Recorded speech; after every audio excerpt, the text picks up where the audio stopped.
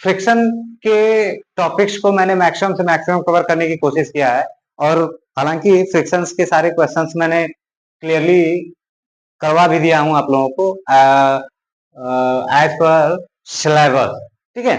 But कुछ चीजें अभी फ्रिक्शंस में हमारी रह गई हैं, जैसे कि application of a friction, friction का एप्लीकेशन क्या क्या गया है, इन चीजों को देखना है हमें। तो अगर एप्लीकेशन ऑफ फ्रिक्शन में अगर बात किया जाए तो सबसे पहला पार्ट आता है हमारा, क्या आता है, लैडर, ठीक है, लैडर फ्रिक्शन, ठीक है, लैडर फ्रिक्शन।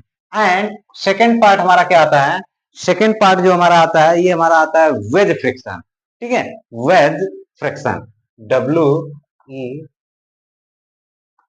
वेज फ्रिक्शन, ठीक है। एंड थर्ड आता है जो हमारा, वो थर्ड जो है हमारा सिर्फ और सिर्फ स्क्रू जैक फ्रिक्शन है, ठीक है। क्या है, screw jack, screw jack friction. And next है बेल्ट फ्रिक्शन,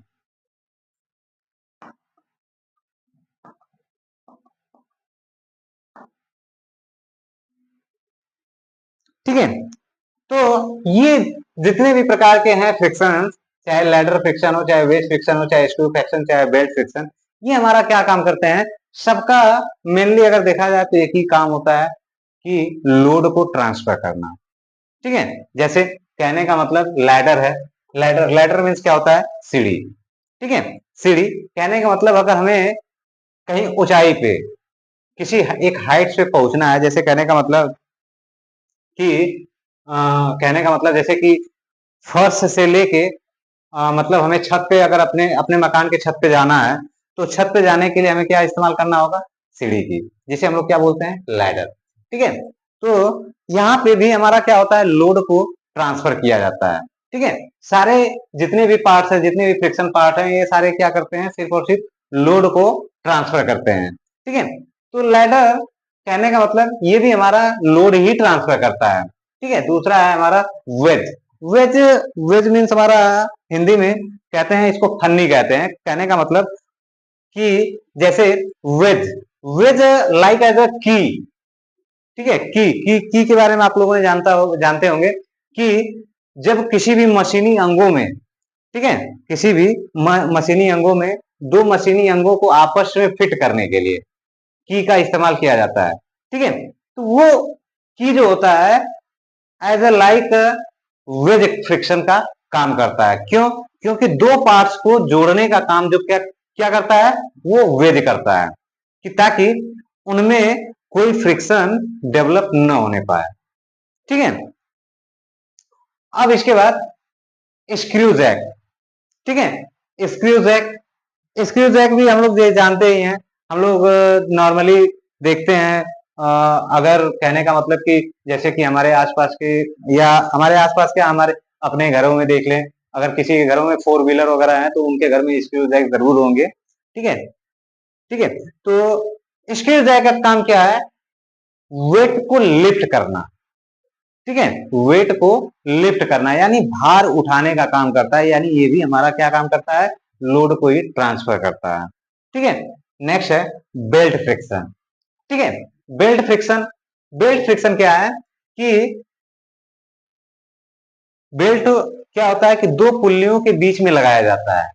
एक पुल्ली मान लीजिए यहां पर है और एक पुल्ली यहाँ पे है, तो इन दो पुल्लियों पे हम बेल्ट लगा देते हैं, और बेल्ट लगा करके हम क्या करते हैं, लोड को ट्रांसफर करते हैं। क्लियर, ठीक है। तो ये हमारा अभी एक छोटा सा इंट्रोडक्शन था, बट हम इसके आगे चलते हैं। सबसे पहले हम लोग चलेंगे लैडर पे।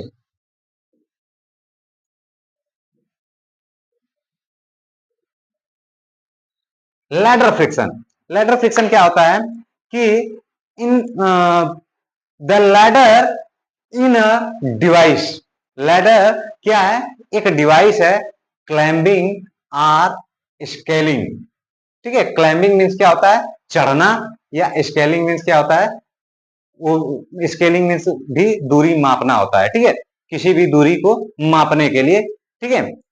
On the roof or wall, ठीक है, क्या कह रहा है, या तो छत पे या तो दीवार पे। ठीक है, चढ़ने के लिए हमें किसकी आवश्यकता होती है?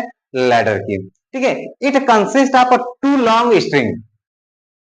ठीक है, it consist of a two long upright of wood iron rope connected by a number of cross pieces called rung। ठीक है, क्या होता है कि दो, it consist of two wood iron rope. ठीक है, ये दो पीस होते हैं किस चीज के, चाहे लकड़ी के हो, चाहे लोहे के हो, चाहे रस्सी के हो। क्लियर? इनमें नंबर ऑफ क्या लगे रहते हैं? रंग्स। रंग्स, ठीक है, नंबर ऑफ रंग्स लगे रहते हैं। ठीक है, ये हमारा क्या हो जाएगा? ठीक है, क्या हो जाएगा? लैडर हो जाएगा। ठीक है, क्या कह रहा है लैडर? कि the ladder is a device for climbing और स्केलिंग। ठीक है, या तो ये चढ़ने के काम आता है या तो दूरी मापने के काम आता है। ठीक है, कैसे मापा जाता है? मतलब एक जगह से दूसरी जगह जाना ही हमारा दूरी मापना कहलाता है। ठीक है, ठीक है, on the roof or wall, या तो छत पे जाने के लिए या तो दीवार पे। ठीक है, it consist of two long upright, long, ये दो लॉन्ग अपराइट आगे की तरफ। ठीक है, of wood iron and rope connected by a number of cross pieces. Number of cross pieces, ये क्या है? क्रॉस पीसेस है, नंबर ऑफ मतलब ज्यादा से ज्यादा नंबर में लगे हुए हैं। Cross pieces is called rungs, जिसे हम लोग क्या कहते हैं? रंग्स कहते हैं। ठीक है, आगे चलते हैं। ठीक, ये चीज समझ में आ गया लैडर। अब इसके बाद हम लोग चलते हैं, थोड़ा सा इसको हम लैडर के बारे में और भी देख लेते हैं क्या होता है। कह रहा है, ठीक है, कि कंसीडर अ लैडर। कंसीडर, मान लीजिए ये कोई वॉल है और ये हमारा क्या है? फ्लोर है। ठीक है, फ्लोर है और इस पर कोई एक लैडर रखा हुआ है। लैडर ऐसे रखा हुआ है। क्लियर? तो यहां पर देखने वाली बात यह है कि यहां पर एक रिएक्शन काम करेगा, क्या? RF, यानी रिएक्शन ऑफ अ फ्लोर। ठीक है, रिएक्शन ऑफ अ फ्लोर। अब ये अगर लैडर अगर स्लिप करता है, ठीक है, लैडर अगर स्लिप करेगा तो ये किधर जाएगा? डाउनवर्ड। डाउनवर्ड जाने का मतलब कि ये फोर्स इधर की तरफ जाएगा, तो यानी यहां पर एक फ्रिक्शनल फोर्स अप्लाई होगा, वो हो जाएगा FF। ठीक है, फ्रिक्शनल फोर्स फॉर फ्लोर। ठीक है, फिर इसके बाद अब यहां पे देखें, यहां पर एक रिएक्शन और काम करेगा। वो क्या काम करेगा? Reaction of wall, RW। Clear? अब ये कहने का मतलब, जब ये स्लाइड करेगा, स्लिप करेगा, तो ये नीचे की तरफ आएगा, यानी इसका जो फोर्स जनरेट होगा वो किसकी तरफ? नीचे की तरफ। तो इसका फ्रिक्शन फोर्स किधर जनरेट होगा? इधर। ये हमारा क्या हो जाएगा? FW। क्लियर? ऐसे ही लैडर होता है और इन्हीं पे हमें सारे क्वेश्चंस को सॉल्व करना है। तो चलिए लेके चलते हैं, एक और क्वेश्चन देखते हैं, क्वेश्चन की ओर चलते हैं, फिर क्वेश्चन सॉल्व करेंगे, हमें सारी चीजें धीरे धीरे खुद समझ में आ जाएंगी। ठीक है, ये हमारा रिएक्शन ऑफ अ फ्लोर है और ये हमारा फ्रिक्शनल फोर्स ऑफ हाँ, frictional force of a floor है, और ये हमारा friction force of a wall है, और ये रिएक्शन ऑफ अ वॉल है। ठीक है, तो इन चीजों का हम थोड़ा सा विशेष ध्यान देंगे और चलेंगे, इस पे न्यूमेरिकल करेंगे। तो न्यूमेरिकल हमारा एक दिया हुआ है, कह रहा है, कह रहा है कि मतलब एक लैडर है जिसकी लेंथ है कितनी, यानी लैडर की लेंथ है, हमें कितना दिया है? 3.25 मीटर। ठीक है, 3.25 मीटर दिया हुआ है, और कह रहा है कि लैडर का जो वेट है वो कितना है? 250 न्यूटन है। ठीक है, लैडर का जो वेट है वो 250 न्यूटन है।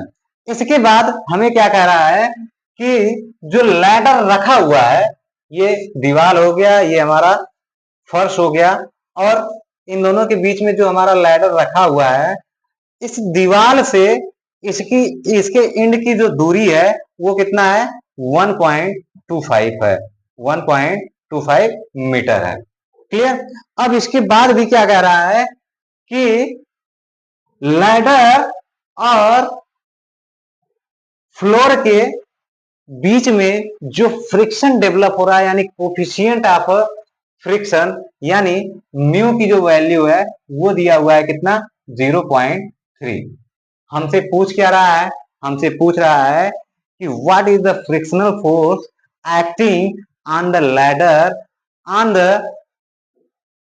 Point between contact the ladder and the floor. हमसे पूछ रहा है कि कितना फ्रिक्शनल फोर्स यहाँ पे डेवलप होगा वो बता दीजिए। तो हमें ये चीज फाइंड करनी है। तो हमें सबसे पहले क्या करेंगे कि अब यहाँ पे ध्यान देने के लिए क्या है कि यहाँ पे जो टोटल लोड लग रहा है वो कितना है, 250 न्यूटन है। यानी एक चीज हमेशा ध्यान दे लीजिएगा, जो वेट ऑफ अ लैडर है ये ऑलवेज मिड पॉइंट पे वर्क करेगा लैडर के। ठीक है, वेट ऑफ हाँ weight of ladder always mid point पे वर्क करेगा, इतना इस बात का विशेष ध्यान दीजिएगा। तो यहां से यहां तक की जो दूरी है वो कितना है, 3.25 मीटर है। क्लियर। अब यहाँ पे हम लोग चलते हैं, यहाँ पे हमारा एक रिएक्शन कितना काम करेगा, 250। यहाँ पे एक रिएक्शन हमारा क्या काम करेगा, RF।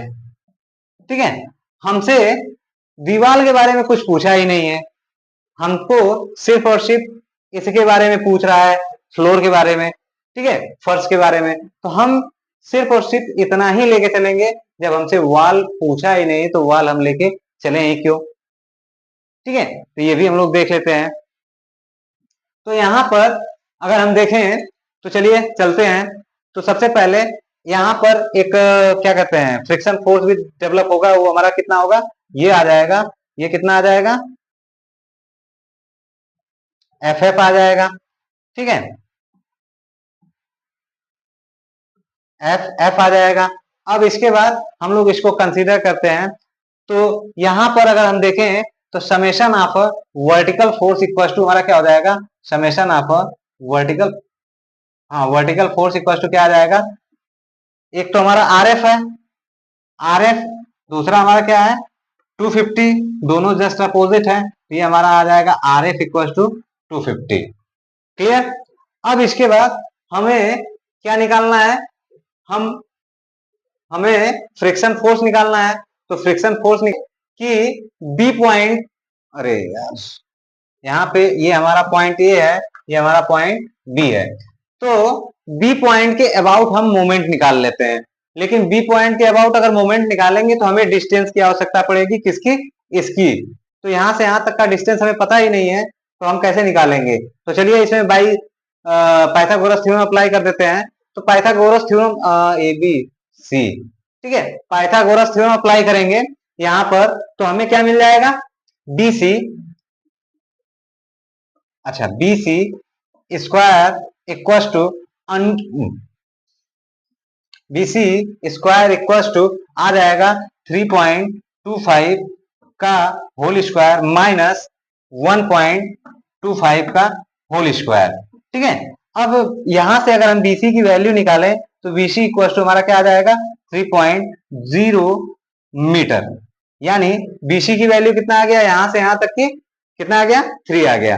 अब क्या करेंगे कि मोमेंट निकाल लेंगे, कहां से, taking moment about taking moment about B, point B या बी। ठीक है, ये कर लेते हैं। अब मोमेंट निकालेंगे पॉइंट बी के। तो देखो सबसे पहले ये है FF, ये हमारा हॉरिजॉन्टल फोर्स है, और बी पॉइंट के अकॉर्डिंग निकालना है। तो बी पॉइंट से इनका मोमेंट क्या हो जाएगा, FF एफ एफ इंटू यहां से यहां तक की डिस्टेंस, यहां से यहां तक का डिस्टेंस कितना है 3 मीटर। ठीक है, तो हमेशा लोड इंटू परपेंडिकुलर होता है मोमेंट, इस बात का विशेष ध्यान दीजिएगा। तो लोड लोड हमारा हॉरिजॉन्टल जा रहा है, तो डिस्टेंस हमारा क्या होगा, परपेंडिकुलर ये होगा। तो लोड इंटू परपेंडिकुलर यानी हमारा 3 मीटर हो गया। अब इक्वल्स टू किस पे आते हैं, आर एफ पे। ठीक है, आर एफ, अब इस पॉइंट के अबाउट हमें आर एफ का निकालना है। तो इनका परपेंडिकुलर डिस्टेंस कितना है 1.25। तो हम क्या कर लेंगे, आर एफ इंटू 1.25।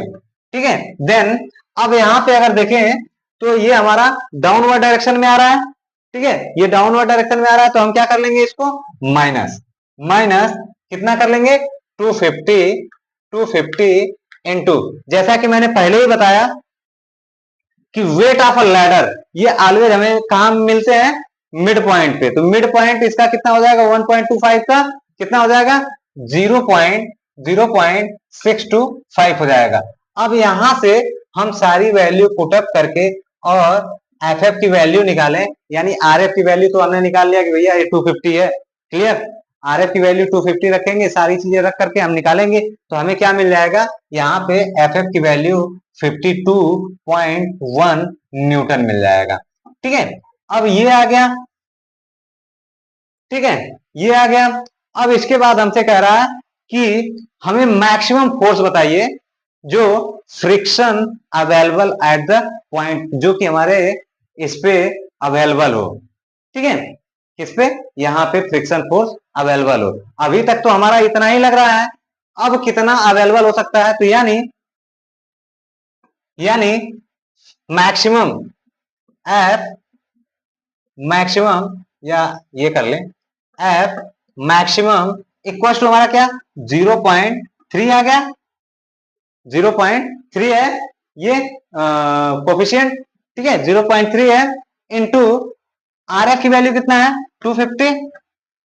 तो इसका जब हम आपस में मल्टीप्लाई कर देंगे तो हमें क्या मिल जाएगा 75 न्यूटन, यानी मैक्सिमम फ्रिक्शनल फोर्स हमें कितना मिल सकता है 75 न्यूटन तक मिल सकता है। अभी तक इस लोड के अकॉर्डिंग इतना ही मिल रहा है। ठीक है, तो ये हमारा हो गया, ये क्वेश्चन इसी तरीके से सॉल्व होंगे, ऐसे ऐसे क्वेश्चंस। ठीक है, तो लैडर के एक आध क्वेश्चन और देख लेते हैं, फिर इसके बाद आगे चलते हैं।